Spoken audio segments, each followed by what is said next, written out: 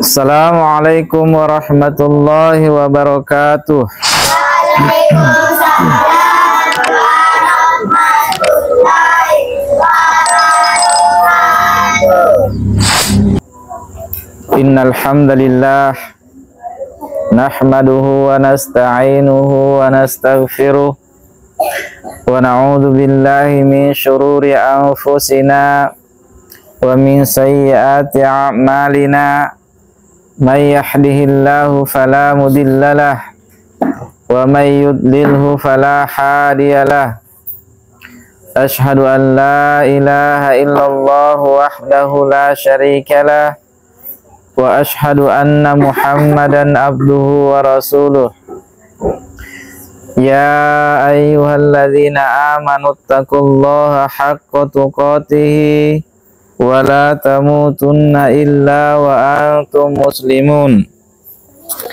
Ya ayyuhalladzina amanu taqullaha wa qulu qawlan sadida yuslih lakum a'malakum wa yaghfir lakum dhunubakum wa may yuti'illaha wa rasulahu faqad faza fawzan 'azima. Amma ba'd. Fa inna asdaqal hadithi kitabullah wa khairal hadi Muhammadin sallallahu alaihi wasallam wa syarrul umuri muhdatsatuha fa inna kulla muhdatsatin bid'ah wa kulla bid'atin dhalalah wa kulla dhalalatin finnar.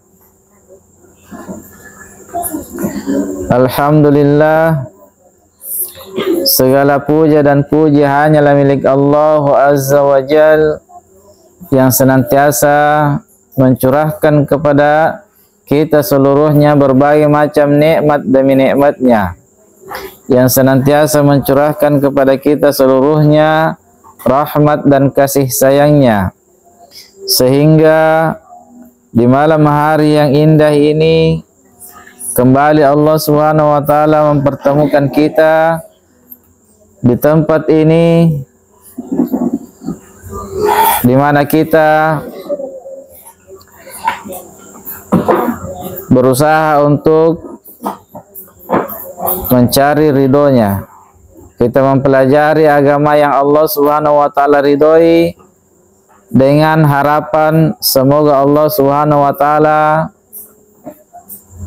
meridhoi apa yang kita lakukan ini, apa yang kita kerjakan ini. Baiklah adik-adikku sekalian, kita akan lanjutkan pelajaran kita di malam hari ini. Kita akan membaca sebuah kitab yang sangat indah, kisah hidup perjalanan Nabi Sallallahu Alaihi Wasallam yang teramat indah. Dan kita masih dalam lingkup dalam pembahasan tentang upaya kaum musyrikin untuk mengembalikan para sahabat-sahabat Nabi Sallallahu Alaihi Wasallam ke dalam agama kesyirikan dengan jalan mereka menyiksa kaum muslimin, mereka menganiaya sahabat-sahabat Nabi Sallallahu Alaihi Wasallam yang termasuk dalam golongan orang-orang yang dari kalangan rendah atau para budak-budak. Dan kali ini kita akan membacakan sebuah kisah dari sahabat Nabi Sallallahu Alaihi Wasallam yang teramat mulia, yang tak kalah hebatnya mengalami berbagai macam ujian dan cobaan serta penganiayaan yang dialami oleh beliau di masa-masa awal Islam. Namun beliau yang kita ceritakan ini bukanlah seorang sahabat yang miskin dan bukan pula sahabat dari kalangan budak. Namun sebaliknya, beliau ini adalah seorang yang lahir dari kalangan bangsawan, termasuk dalam deretan orang yang terkaya di Mekah ketika itu.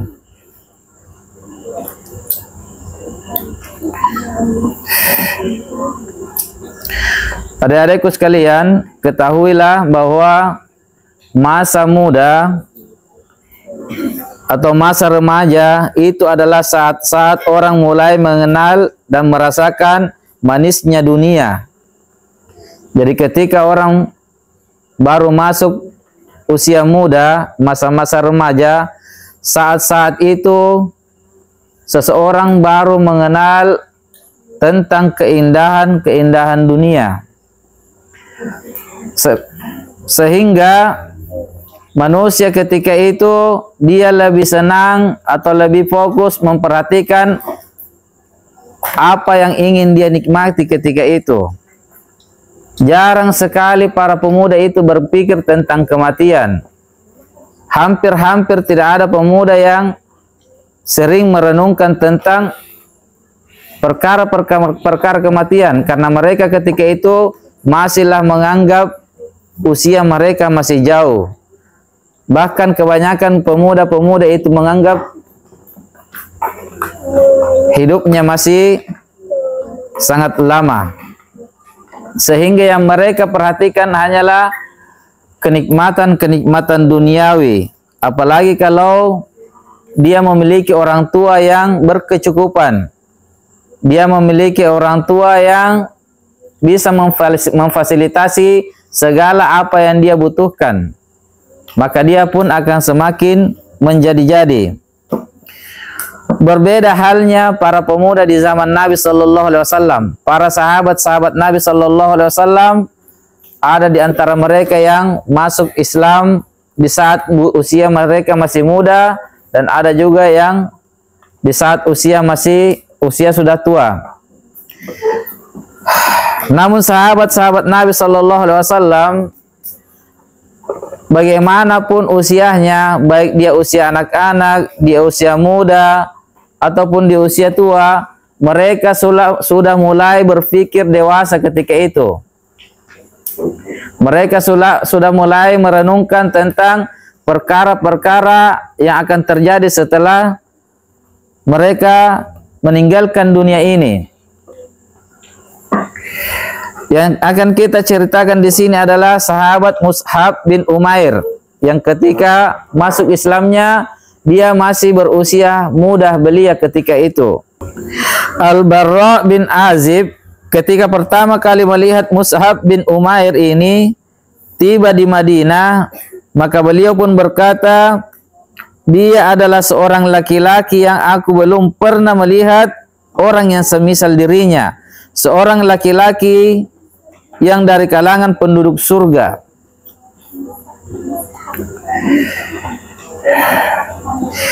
Beliau ini adalah seorang pemuda di antara pemuda yang paling tampan, memiliki perawakan yang sangat tampan dan postur tubuh yang bagus, dan dia termasuk orang kaya di kota Mekah. Namun ketika beliau masuk Islam, maka Mus'ab bin Umair pun menjual seluruh dunianya untuk negeri akhiratnya. Dia jual dunianya untuk negeri akhirat. Beliau lahir sekitar 14 tahun kurang lebih setelah kelahiran Nabi Sallallahu Alaihi Wasallam. Beliau lebih muda dari Nabi Sallallahu Alaihi Wasallam sekitar 14 tahun. Beliau merupakan pemuda kaya keturunan Quraisy. Mus'ab bin Umair bin Hashim bin Abdul Manaf bin Abduddar bin Qusai bin Kilab Al-Abdari Al-Qurashi. Mus'ab bin Umair ini adalah seorang pemuda yang tampan dan rapi penampilannya. Kedua orang tuanya sangat menyayanginya, terutama ibundanya. Ibunya adalah seorang wanita yang sangat kaya ketika itu. Bahkan pakaiannya pun merupakan pakaian yang terbaik ketika itu. Dan dia adalah orang Mekah yang paling harum bau parfumnya. Sehingga dimanapun dia berjalan, melewati suatu jalan, ketika dia melewati suatu jalan, maka orang yang lewat setelahnya pun bisa mencium bau harum dari tempat dia lewat. Maka Nabi SAW bersabda, aku tidak pernah melihat seorang pun di Mekah yang lebih rapi rambutnya, paling bagus pakaiannya, dan paling banyak diberi kenikmatan selain dari Mus'ab bin Umair ini. Beliau betul-betul seorang pemuda yang elok, gagah, dan anak dari bangsawan, memiliki kekayaan yang sangat banyak, sehingga hidupnya betul-betul bergelimpangan dengan kenikmatan. Tidak pernah dia merasakan hidup susah ketika itu. Tidak pernah dia merasakan kesulitan ketika itu. Selalu kenikmatan yang dia rasakan sebelum beliau masuk Islam. Maka ibunya sangat memanjakannya, sampai-sampai saat ia tidur pun, saat Mus'ab bin Umair ini mulai tidur, dia sudah dihidangkan makanan di dekatnya, sehingga ketika dia bangun yang dia dapati adalah makanan. Tidak pernah hidupnya susah, selalu dilayani oleh ibunya, selalu dimanjakan oleh ibunya, karena beliau adalah seorang pemuda yang sangat disayangi oleh ibundanya. Bahkan ketika beliau sudah mau tidur, ketika tidurnya pun tetap dihidangkan makanan agar ketika dia bangun, dia tidak merasakan kesulitan karena kelaparan. Langsung dia dapat melihat makanan di dekatnya dan dia langsung bisa menyantapnya. Hidupnya betul-betul indah. Demikianlah keadaan Mus'ab bin Umair ini, seorang pemuda kaya yang mendapatkan banyak kenikmatan duniawi, dan kasih sayang dari ibunya membuatnya tidak pernah merasakan kesulitan, kesusahan hidup sedikit pun. Namun ketika beliau mulai menyambut hidayah, ketika beliau mulai mengenal dakwah Nabi SAW, dan hatinya pun mulai condong kepada dakwah yang Nabi SAW dakwahkan. Maka ketika beliau mulai mau mengenal dakwah Islam, maka orang-orang pertama yang menyambut dakwah Islam yang dibawa oleh Nabi SAW adalah tentu saja istri beliau Khadijah radhiyallahu taala anha. Kemudian menyusul pula kemenakan beliau atau sepupu beliau, yaitu Ali bin Abi Thalib radhiyallahu taala anhu, dan ikut juga anak angkat beliau Zaid bin Haritha, kemudian sahabat beliau Abu Bakar As-Siddiq radhiyallahu taala anhu, dan beberapa sahabat-sahabat yang lainnya. Maka ketika intimidasi terhadap dakwah Islam ini yang baru saja muncul kian menguat, maka Nabi SAW pun berdakwah secara sembunyi-sembunyi karena kerasnya ronrongan dari kaum musyrikin Quraisy, sehingga Nabi SAW bersama para sahabatnya ketika itu belum sanggup berdakwah secara terang-terangan karena mereka akan disiksa, dianiaya, bahkan di antara mereka ada yang diancam dengan pembunuhan. Maka Nabi SAW ketika itu masih berdakwah secara sembunyi di rumah Al-Arqam bin Abil Arqam. Nabi SAW mulai dakwahnya di rumahnya Al-Arqam bin Abil Arqam, sebuah rumah yang berada di Bukit Safa yang jauh dari pengawasan orang-orang Quraisy, rumah yang jauh dari tempat kediaman kaum musyrikin. Kemudian Mus'ab bin Umair ini seorang manusia yang hidupnya dia hidup di lingkungan bersama kaum musyrikin, di lingkungan orang-orang yang jahil, para penyembah berhala, orang-orang yang senang dengan orang-orang yang hobi mabuk-mabukan, senang meminum minuman yang haram, senang berpesta, bernyanyi-nyanyi, senang melakukan hiburan malam. Beliau hidup di dalam lingkungan yang seperti ini. Sehingga dalam keadaan seperti ini, dalam keadaan demikian ini, Mus'ab bin Umair pun dia mulai menyadari dan dia mulai membanding-bandingkan mana agama yang benar dan mana agama yang palsu, mana ajaran para nabi dan mana ajarannya orang-orang yang mengikuti nenek moyangnya, agama nenek moyang atau agama adat istiadat. Mus'ab bin Umair pun mulai merenungkan dan mulai memikirkan tentang perbedaan antara agama Islam dengan agama kekafiran. Dan di saat inilah hatinya mulai dimasuki oleh cahaya Islam. Cahaya Islam mulai masuk ke dalam hatinya. Dia mulai bisa membedakan antara kebenaran dan kebatilan. Kemudian Mus'ab bin Umair pun setelah hatinya sudah mulai meyakini bahwa Islam adalah agama yang benar, maka dia pun segera mendatangi Nabi Sallallahu Alaihi Wasallam di rumah Al-Arqam bin Abil Arqam ini. Kemudian dia segera bersyahadat di hadapan Nabi Sallallahu Alaihi Wasallam. Beliau pun mempersaksikan bahwa tidak ada Tuhan yang berhak disembah kecuali Allah dan bahwa Nabi Sallallahu Alaihi Wasallam adalah utusan Allah. Di hadapan Nabi Sallallahu Alaihi Wasallam, beliau pun masuk Islam. Maka setelah Islamnya beliau pun kemudian masih menyembunyikan keislamannya ini bersama sahabat-sahabat yang lain karena beliau masih menghindari intimidasi dari kaum Quraisy. Dalam keadaan seperti ini, ia tetap terus menghadiri majelis-majelis Nabi Sallallahu Alaihi Wasallam dalam keadaan sembunyi-sembunyi, belum ditampakkan keislamannya.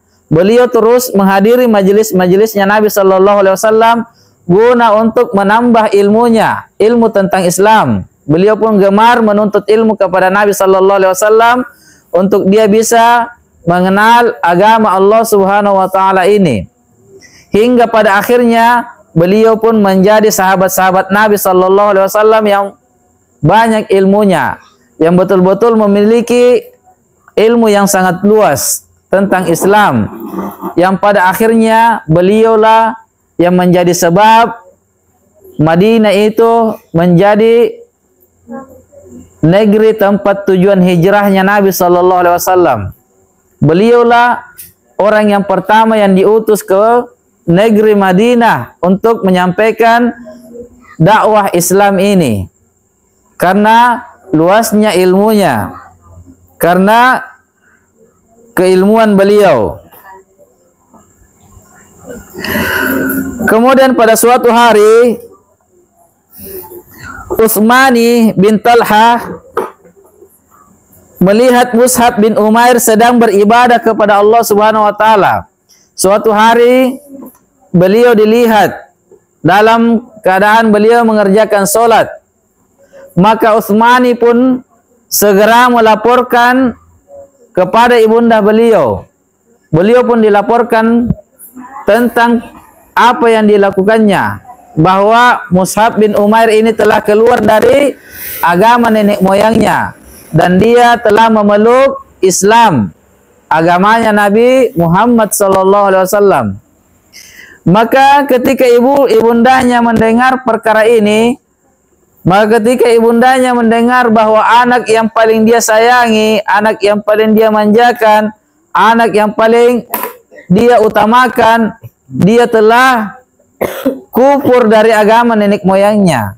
Dia telah ingkar terhadap agama nenek moyangnya dan mengikuti agama baru, yakni agama yang didakwahkan oleh Nabi sallallahu alaihi wasallam. Maka beliau pun marah dengan semarah-marahnya dan bersumpah akan menyiksa Mus'ab bin Umair sampai dia mau kembali kepada agama nenek moyangnya dan ingkar kepada Nabi Muhammad sallallahu alaihi wasallam.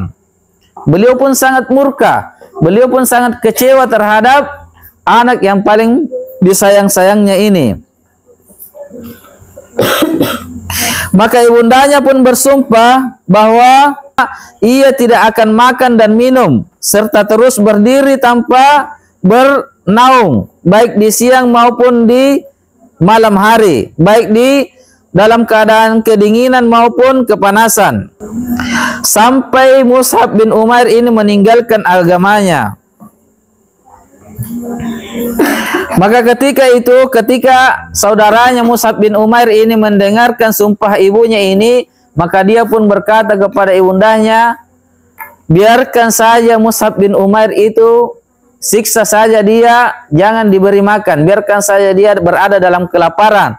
Karena sesungguhnya beliau itu adalah pemuda yang senantiasa hidup berada dalam kenikmatan, tidak pernah merasakan kelaparan. Selalu saja hidupnya itu nikmat. Maka kalau dia dibiarkan berada dalam kelaparan, tentu saja nanti dia akan berputus asa dan dia akan kembali kepada agama nenek moyangnya. Dia akan meninggalkan Muhammad sallallahu alaihi wasallam. Ini persangkaannya saudaranya. Maka Mus'ab bin Umair pun ditangkap, kemudian beliau pun dikurung. Beliau pun dikurung, dibiarkan berada dalam keadaan kelaparan. Bahkan bukan hanya sekedar dikurung, bukan hanya sekedar dikurung dan tidak dibiarkan untuk bergaul kepada teman-temannya.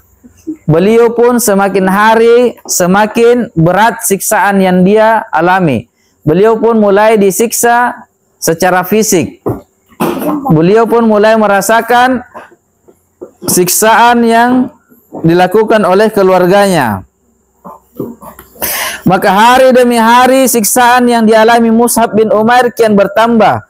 Tidak hanya diisolasi dari keluarganya, Mus'ab juga mendapatkan siksaan secara fisik. Ibunya yang dulu sangat menyayanginya, kini beliau tega melakukan penyiksaan terhadap Mus'ab bin Umair, sehingga warna kulitnya yang dulunya sangat putih halus sekarang berubah menjadi luka-luka karena siksaan yang dialaminya. Tubuhnya yang dulunya berisi bagus, postur tubuhnya sekarang berubah menjadi kurus karena beliau tidak diberi makanan. Beliau betul-betul disiksa dan dipaksa untuk kembali kepada agama kekafiran. Maka setelah kejadian ini, setelah keadaan ini, berubahlah jalur hidupnya 1000 derajat. Bukan hanya 180 derajat, 1000 derajat, berubah total. Yang dulunya dia berada dalam kenikmatan demi kenikmatan, yang dulunya dia berada dalam kemewahan, apa yang dia inginkan selalu diberikan, sekarang berubah total. Tidak ada lagi yang dia bisa rasakan dari kemewahan itu. Tidak ada lagi makanan yang biasa dia rasakan nikmatnya, kini menjadi kelaparan yang dia alami setiap harinya. Bahkan kulitnya yang begitu indah, yang sangat halus, sekarang penuh dengan luka-luka karena siksaan yang beliau alami.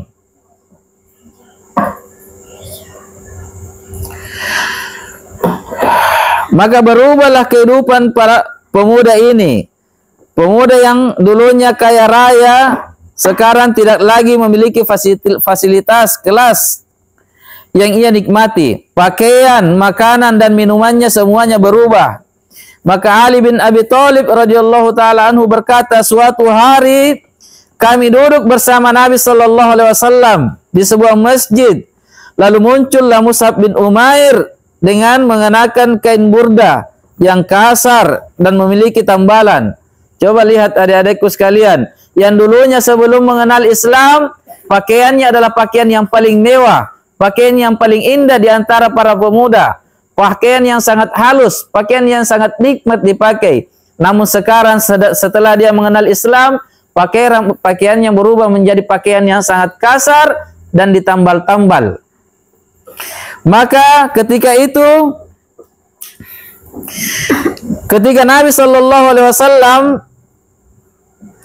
melihat beliau dalam keadaan demikian, beliau pun menangis. Nabi Shallallahu Alaihi Wasallam pun menangis karena beliau mengingat akan kenikmatan yang didapatkan dahulu sebelum Mus'ab bin Umair ini masuk Islam. Dan setelah dia masuk Islam, maka keadaannya berubah total, terbalik keadaannya. Dan beliau pun bersabar di atas Islam walaupun harus mengalami keadaan yang seperti itu. Beliau tidak lari dari keislamannya. Beliau tetap mempertahankan akidahnya, mempertahankan keimanannya kepada Allah Subhanahu wa taala. Beliau rela meninggalkan dunia, kemewahan, segala macam bentuk kenikmatan hidup demi kehidupan akhiratnya, demi beriman kepada Allah Subhanahu wa taala dan Rasulnya, demi mempertahankan akidahnya. Beliau rela menjual dunianya untuk kehidupan akhiratnya. Coba lihat para pemuda di zaman sekarang, siapa yang berani seperti ini? Siapa yang mampu seperti ini? Bedakan pemuda sekarang dengan pemuda di zamannya Nabi sallallahu alaihi wasallam. Sangat jauh berbeda.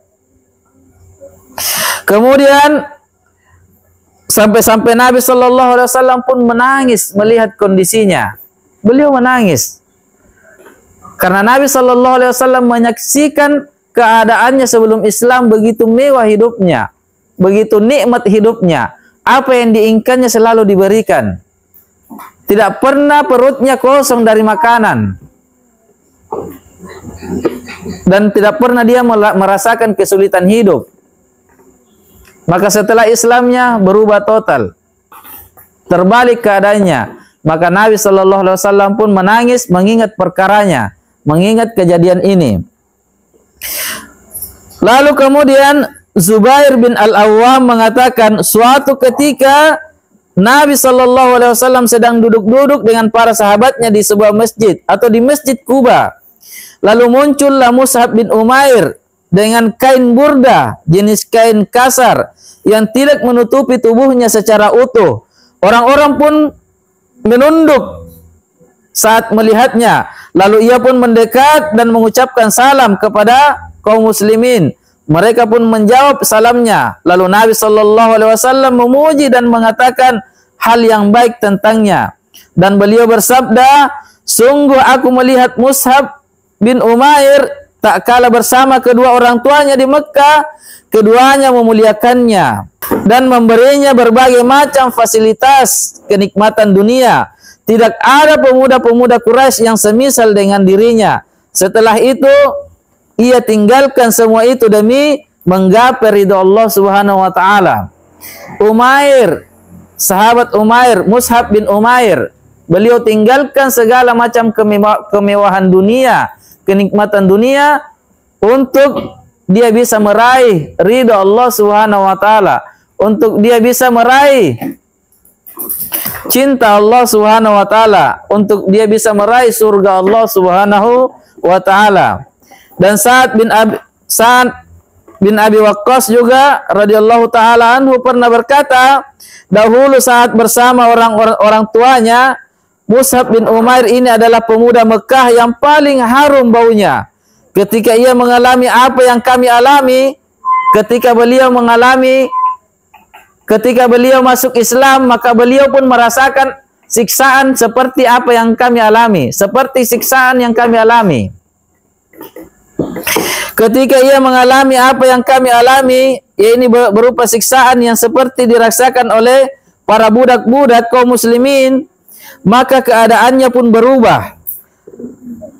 Aku lihat kulitnya pecah-pecah mengelupas dan ia merasa berjalan secara tertatih-tatih. Karena hal itu, karena kepedihan yang dia alami. Kami ulurkan busur-busur kami, lalu kami papah beliau. Ini kondisi beliau setelah Islamnya. Demikianlah perubahan keadaan Mus'ab bin Umair ini ketika ia memeluk Islam. Ia mengalami penderitaan secara materi, kenikmatan demi kenikmatan materi yang biasa ia rasakan, tidak lagi ia rasakan ketika masuk Islam. Bahkan sampai-sampai ia tidak mendapatkan pakaian yang layak untuk dirinya. Ia juga mengalami penyiksaan secara fisik sehingga kulit-kulitnya mengelupas dan tubuhnya menderita. Penderitaan yang ia alami juga terus bertambah dengan siksaan perasaan ketika ia melihat ibunya yang ia sayangi ia cintai ibunya ini memotong rambutnya dan bersumpah agar terus berdiri di terik matahari dan di malam hari agar dia kembali ke dalam agama kekafiran. Ibunya ini bersumpah akan terus berada dalam kondisi seperti itu sampai Mus'ab bin Umair ini kembali kepada agama nenek moyangnya. Baik adik-adikku sekalian, itu penderitaan yang dialami, perjuangan yang dialami oleh Mus'ab bin Umair di masa beliau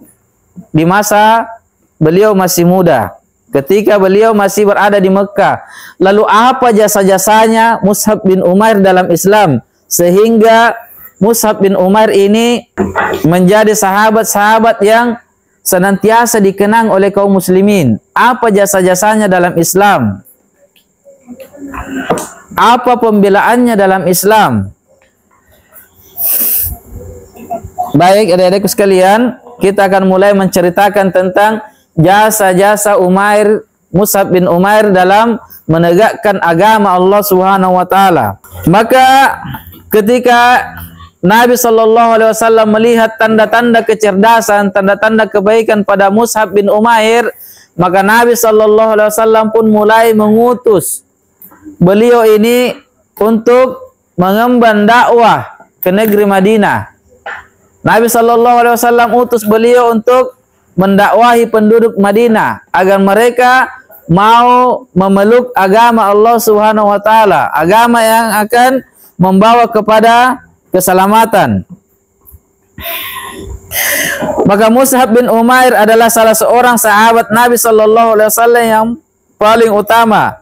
Ia memiliki ilmu yang mendalam dan kecerdasan sehingga Nabi SAW pun mengutusnya untuk berdakwah di negeri Madinah. Maka saat beliau datang di Madinah, Mus'ab bin Umair pun tinggal di tempat As'ad bin Zurarah. Di sana ia mengajarkan dan mendakwakan Islam kepada penduduk negeri tersebut. Termasuk tokoh utama di Madinah, semisal Sa'ad bin Mu'az. Dalam waktu yang sangat singkat, sebagian besar penduduk Madinah pun memeluk agama Islam. Dalam waktu yang sangat singkat, beliau pun berhasil mendakwahi penduduk Madinah sehingga kebanyakan dari mereka memeluk agama Allah Subhanahu wa taala, memeluk Islam. Setelah Mus'ab bin Umair berhasil dalam dakwahnya di negeri Madinah, setelah beliau berhasil mendakwahi penduduk Madinah sehingga kebanyakan dari penduduk Madinah ini mereka pun memeluk agama Allah Subhanahu wa taala, yang pada akhirnya membuat Nabi SAW dan para sahabatnya ini berkeinginan untuk melakukan hijrah ke negeri Madinah. Karena di negeri Madinah ini sudah mulai banyak penduduknya yang mengikuti dakwah Nabi SAW. Sudah mulai banyak penduduk di negeri itu yang memeluk agama Islam, sehingga Nabi SAW dan para sahabatnya pun berkeinginan untuk melakukan hijrah ke negeri Madinah. Semuanya ini tentunya karena nikmat dari Allah Subhanahu wa taala yang melalui sebab jasa-jasanya Mus'ab bin Umair yang mendakwahi penduduk Madinah tersebut. Kemudian di akhir hidupnya beliau, Mus'ab bin Umair ini, beliau pun sangat menyedihkan di akhir-akhir kehidupannya. Yang dulunya beliau hidup penuh dengan kemewahan, hidup penuh dengan kemuliaan, hidup penuh dengan kenikmatan, yang sampai di akhir hidupnya berubah total. Bahkan tidak ada kain kafan yang bisa ditutupkan ke badannya. Sahabat yang sangat mulia. Maka ketika itu terjadilah perang Uhud. Ketika terjadi perang Uhud, maka Nabi SAW pun menunjuk sahabat yang sangat mulia ini, yaitu Mus'ab bin Umair, untuk menjadi pemegang bendera Nabi Sallallahu Alaihi Wasallam. Beliau dipercayakan sebagai seorang pemegang bendera. Dan ketika itu peperangan di zaman Nabi Sallallahu Alaihi Wasallam, pemegang bendera itu adalah sebagai berpihak sebagai pemegang jantungnya peperangan. Dia adalah jantungnya kelompok yang berperang. Dikarenakan di zaman itu, kalau bendera yang dipegang itu sudah roboh, itu menandakan bahwa kelompok itu sudah kalah dalam peperangan. Maka Nabi Shallallahu Alaihi Wasallam pun mempercayakan kepada sahabat yang sangat mulia ini, Mus'ab bin Umair radhiyallahu taala anhu, untuk menjadi pemegang bendera. Artinya dialah pemegang jantung dari peperangan ini. Apa yang terjadi adik-adikku sekalian dalam peperangan Uhud? Apa yang dialami oleh Mus'ab bin Umair ini? Maka ketika peperangan mulai berkecamuk dan terlihatlah kaum muslimin mulai terdesak, terlihatlah tanda-tanda kekalahan dari kalangan kaum muslimin, peperangan pun semakin berkecamuk. Maka tiba-tiba ada seorang penunggang kuda dari kalangan kaum musyrikin yang melihat Mus'ab bin Umair. Dan dia melihat Mus'ab bin Umair ini, dia menganggapnya bahwa itu adalah Rasulullah Sallallahu Alaihi Wasallam karena perawakannya begitu mirip dengan Nabi Sallallahu Alaihi Wasallam, sehingga dia menganggap bahwa dialah Nabi Sallallahu Alaihi Wasallam. Maka segera kaum musyrikin ini mendatanginya, kemudian dia tebas lengan kanannya, dipotonglah tangan kanannya Mus'ab bin Umair. Maka apa yang dilakukan Mus'ab bin Umair setelah terpotong tangan kanannya? Dia tidak berteriak dan dia tidak kasihan dengan tangannya. Dia tidak melihat kepada tangannya yang terpotong. Segera tangan kirinya ini menangkap bendera yang akan roboh. Segera ditangkap bendera yang ingin roboh itu. Bendera yang diamanatkan oleh Nabi Sallallahu Alaihi Wasallam kepadanya. Maka kita perhatikan adik-adikku sekalian, kecintaan para sahabat ini dalam mengemban tugas-tugas yang diberikan oleh Nabi Sallallahu Alaihi Wasallam kepadanya. Apa yang paling diutamakan dalam diri Mus'ab bin Umair? Sama sekali dia tidak memperdulikan apa yang akan terjadi terhadap dirinya. Yang timbul di dalam hatinya adalah selalu dia mengutamakan amanah dari Nabi Sallallahu Alaihi Wasallam. Dia lebih memilih bendera perang ini dia tegakkan daripada tangannya yang terpisah dari tubuhnya. Dia tidak memperdulikan tangannya yang terpotong. Segera tangan kirinya ini menangkap bendera itu untuk kembali ditegakkan, untuk kembali dikibarkan di bumi, di atas muka bumi ketika itu, agar peperangan ini, agar kaum muslimin bisa tetap bertahan.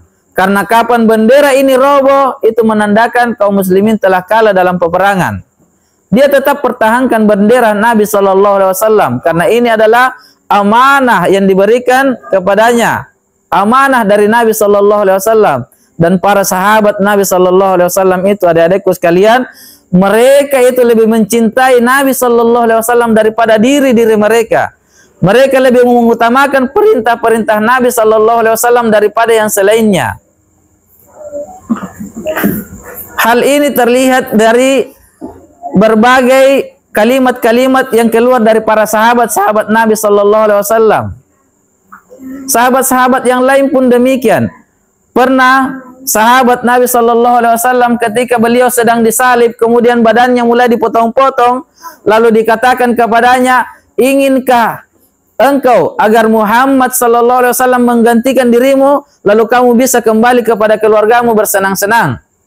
Apa kata beliau? Beliau pun mengatakan, wallahi demi Allah, andai kata Nabi Sallallahu Alaihi Wasallam tertusuk dengan sebuah duri pun, aku tidak akan rela. Apalagi dia akan menggantikan diriku terpotong-potong. Beliau, para sahabat Nabi Sallallahu Alaihi Wasallam itu lebih mencintai Nabi daripada diri mereka, daripada yang selainnya. Maka segera Mus'ab bin Umair ini tangkap bendera itu dengan tangan kirinya. Maka setelah itu dilihatlah, kembalilah orang musyrik ini, dia pun kembali, dia potong lagi tangan kirinya. Dipotong lagi tangan kirinya Mus'ab bin Umair. Maka apa yang terjadi adik-adikku? Apakah Mus'ab bin Umair ini berpura-pura mati saja karena sudah kedua tangannya sudah tidak ada? Apakah dia pura-pura pingsan saja karena sudah ada alasan yang cukup untuknya? Tangannya sudah tidak ada. Apakah dia sudah melarikan diri dari peperangan? Tidak. Segera Mus'ab bin Umair ini tangkap bendera itu dengan sisa-sisa tangannya. Sisa-sisa dari kedua tangannya yang terpotong ini dia tangkap, kemudian dia peluk bendera itu. Tetap dia pertahankan agar bendera Nabi Sallallahu Alaihi Wasallam itu tetap berkibar di bumi Allah Subhanahu Wa Taala. Sama sekali Mus'ab bin Umair tidak ada dalam pemikirannya, tidak ada dalam benaknya untuk meninggalkan peperangan ini, untuk meninggalkan bendera Nabi Sallallahu Alaihi Wasallam. Sama sekali beliau tidak berpikir bahwa beliau akan membiarkan bendera amanah dari Nabi Sallallahu Alaihi Wasallam itu roboh. Beliau tetap pertahankan dan beliau tidak sama sekali tidak menghiraukan apa yang akan terjadi pada dirinya. Segera dia tangkap bendera itu dengan sisa-sisa tangan yang dia miliki. Kemudian dia tetap mengibarkan bendera itu dengan tangan tersebut. Lalu kemudian beliau pun dirobek-robek badannya dengan panah dan tombak. Yang pada akhirnya beliau pun roboh bersama bendera tersebut. Coba lihat perjuangan sahabat Nabi Sallallahu Alaihi Wasallam ini. Jasa-jasa yang beliau tuliskan dalam sejarah Islam. Betapa besar jasa-jasa beliau untuk menegakkan agama Allah Subhanahu wa taala.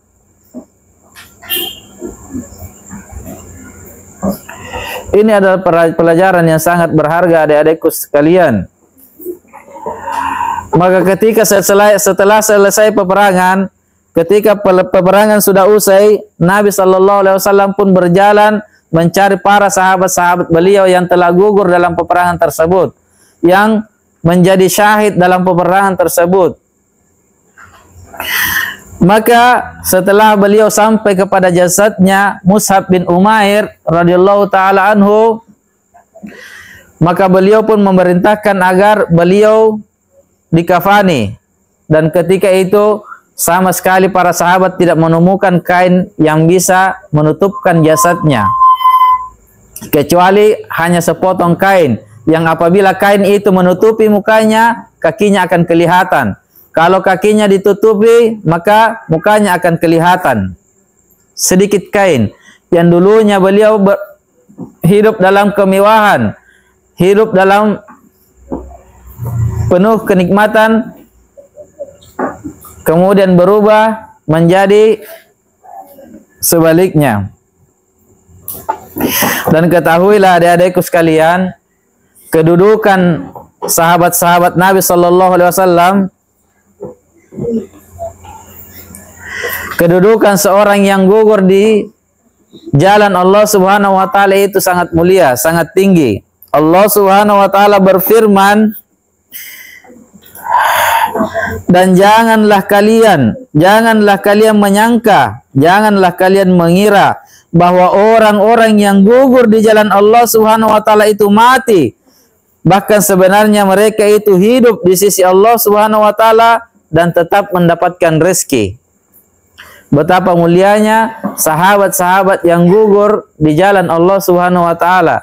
Sampai-sampai Allah Subhanahu wa taala mengatakan, jangan kalian mengira bahwa mereka itu mati. Mereka itu hidup di sisi Allah Subhanahu wa taala dan tetap diberi rezeki. Inilah kisah perjuangan sahabat Nabi Sallallahu Alaihi Wasallam, yaitu Mus'ab bin Umair, seorang pemuda yang hidup dalam kemewahan, namun ketika dia mengenal Islam, ketika cahaya Islam masuk ke dalam hatinya, maka hidupnya pun berubah. 1000 derajat. Beliau pun mengalami berbagai macam siksaan, penderitaan, namun beliau bersabar mempertahankan keimanannya, mempertahankan akidahnya demi mengharapkan wajah Allah Subhanahu wa taala. Beliau pun jual dunianya untuk negeri akhiratnya, untuk mendapatkan surga Allah Subhanahu wa taala. Siapa pemuda di zaman ini yang mampu seperti ini, yang mampu betul-betul memegang Islam dengan tali yang sangat kuat, yang mampu betul-betul mau bertekad kuat untuk mau menunaikan segala apa yang Allah Subhanahu wa taala perintahkan untuknya dan mau meninggalkan segala apa yang Allah Subhanahu wa taala larang untuknya. Siapa pemuda di zaman sekarang yang mau betul-betul bertekad seperti itu, yang mau betul-betul mentaati Allah dengan ketaatan yang total, yang mau betul-betul menjauhi larangan-larangan Allah Subhanahu wa taala secara total. Pemuda di zaman sekarang itu sudah lembek. Tidak ada lagi yang memiliki semangat sebagaimana semangatnya para sahabat Nabi sallallahu alaihi wasallam. Sedikit saja dirayu-rayu, sedikit saja digoda, mudah sekali dia bermaksiat. Mudah sekali dia meninggalkan perintah-perintah Allah Subhanahu wa taala. Bahkan tidak usah dirayu oleh iblis, tidak usah digoda oleh syaitan.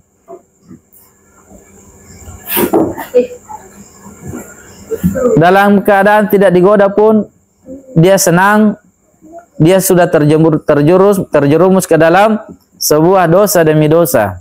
Apalagi kalau sudah dirayu. Imannya sangat tipis, imannya sangat lemah. Baik adik-adikku sekalian, sampai di sini dulu. Subhanakallahumma wa bihamdik, asyhadu an la ilaha illa anta, astaghfiruka wa atubu ilaik. Assalamualaikum warahmatullahi wabarakatuh.